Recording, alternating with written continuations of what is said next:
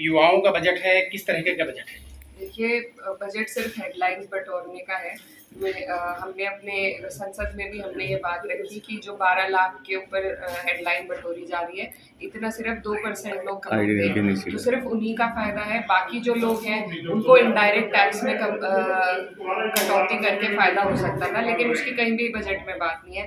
ना हमारे किसानों की बात है, महिलाओं की कोई बात नहीं है, युवाओं के रोजगार की कोई बात नहीं है, न मजदूरों की कोई बात है। तो बजट सिर्फ एक फंडे पे हेडलाइन बटोरना है, उसके अलावा कुछ नहीं है। अच्छा, लोकसभा चुनाव में जिस तरह से समाजवादी पार्टी ने बम्पर जीत हासिल की, उसके तत्काल बाद में उपचुनाव हुए, उसमें डिफीट मिली समाजवादी पार्टी को, क्या वजह रही? क्या मैनेजमेंट थोड़ा सा मिसमैनेजमेंट हुआ, क्या वजह रही?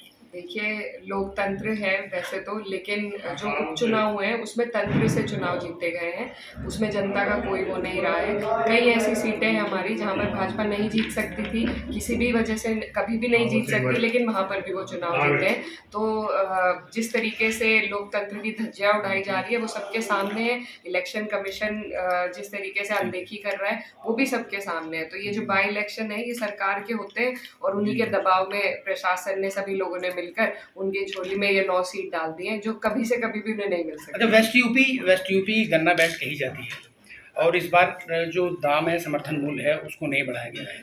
क्या मांग है समाजवादी का, क्या स्टैंड है, क्या मांग करती है समाजवादी पार्टी? ये समर्थन मूल्य बढ़ाया ही नहीं बल्कि घोषित भी नहीं किया गया है। हमारी मांग ये है कि पिछली बार से ज़्यादा बढ़ाकर की जाए।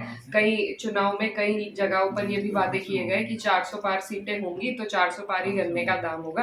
तो हमारी मांग है कि कम से कम 400 पार तो करें। हालांकि अब जो महंगाई बढ़ती जा रही है और किसान जिस तरीके से परेशान है, तो गन्ने का मूल्य तो और भी देना चाहिए, क्योंकि जो किसान है वो हमारे देश की रीढ़ की हड्डी है। तो लेकिन पिछली बार से तो बढ़ना ही चाहिए। मैडम, कुंभ मेले में जिस तरीके से गवर्नमेंट ने 50 करोड़ का अपना ये डेटा उनके पास है कि 50 करोड़ वहाँ पहुंचे हैं शरणार्थी, लेकिन ट्रेजेडीज जो हुई हैं, जो कैजुअलिटीज हुई हैं, उसको लेके कोई स्पष्ट बात नहीं हुई है। और हाउस में, सदन में इस बात को लेके कोई चर्चा का कुछ प्लान है? क्या है, कैसे रहेगा? जी, हुई है इस पर चर्चा। जब प्रेसिडेंट का अभिभाषण था उस पर भी अध्यक्ष जी, राष्ट्रीय अध्यक्ष अखिलेश यादव जी ने कुंभ पर ही बात करी। बजट में भी उन्होंने सबसे पहले कुंभ का मुद्दा उठाया था, लेकिन सरकार इन चीज़ों पर चर्चा नहीं करना चाहती, सिर्फ बातों को टालना चाहती है। जो वहाँ पर जिस तरीके से वीडियो हमने देखी है और जिस तरीके से जो बुलडोजर से लाशों को उठाया गया है, तो जो मरने वालों की संख्या है वो बहुत ज़्यादा है लेकिन अभी तक वो डिजिट सरकार नहीं दे पाई है। ना ही जो लोग वहाँ पर आपस में बिछड़ गए हैं उनको भी ना तो ढूंढ पाई है, ना वो अपने परिजनों से मिल पाए हैं। तो जो व्यवस्था वहाँ पर बिगड़ी है, जिस तरीके से प्रचार किया गया था और जितना खर्चा प्रचार पर और वीआईपी मंडल में किया गया है, उतना ही अगर आम जन की व्यवस्था के लिए किया जाता तो आज ये दिन ना देखना पड़ता। लापता लोगों के लिए समाजवादी पार्टी क्या प्लान लेकर चल रही है? जमीनी स्तर पे क्या इसमें आगे करना? जमीनी स्तर पे देखिए, हम भी कई लोगों से मिले हैं, बातें हुई हैं। जो वहाँ पर हमारा शहरी संगठन है, वहाँ इलाहाबाद में जो हमारी पार्टी के लोग हैं